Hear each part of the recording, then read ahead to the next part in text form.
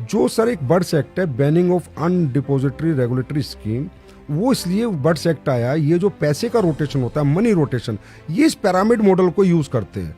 Direct selling company का तो pyramid model होता नहीं, मतलब कैलकुलेटिव मैथमेटिकली प्लान होता है sir, mathematically calculative percentage based plan, कि आपका इतना टर्नओवर आएगा तो आपको इतना पैसा मिलेगा, इतना आएगा तो इतना मिलेगा, और नहीं आएगा तो आपको नहीं मिलेगा। पिरामिड तो तकरीबन के 100% मनी रोटेशन कंपनी यूज करती है। तो उसमें क्या होता है, जो लोग शुरू में 1-2 साल पैसा देते हैं, तो जो मनी रोटेशन कंपनी, उसकी इनकमिंग बहुत अच्छी होती है। पहले इनकमिंग होती है, 2 साल बाद ज्यादा लोग पैसा देने लगते हैं कि अरे हमें सबको डबल हो गया, ट्रिपल हो गया, तो फिर सर इनकमिंग कम हो जाती है और आउटगोइंग ज्यादा हो जाती है और कंपनियां भाग जाती है, तो नीचे वालों को पैसा नहीं मिलता। हमारे यहाँ तो मॉडल यूज नहीं होता सर, नीचे और ऊपर वाला। हमारे यहाँ तो मॉडल यूज होता, आपका टर्नओवर होगा तो आपको पैसा मिलेगा, नहीं तो नहीं मिलेगा। मैं एक एग्जांपल से बताता हूँ। हमारे यहाँ कहते हैं कि लोगों को जोड़ने का बिजनेस है, पिरामिड मॉडल है। नहीं सर, मेरे यहाँ डॉक्टर काम करते हैं, वो डॉक्टर मेरे यहाँ से 10 लाख के प्रोडक्ट खरीदता है, हर महीने बेच देता है, और जो मेरा स्ट्रक्चर ऑफ बिजनेस मॉडल मैंने उसको दिया है कि इतने पीवी तुझे यहाँ डालने, इतने यहाँ डालने, इतने यहाँ डालने, तुझे इतना पैसा मिलेगा।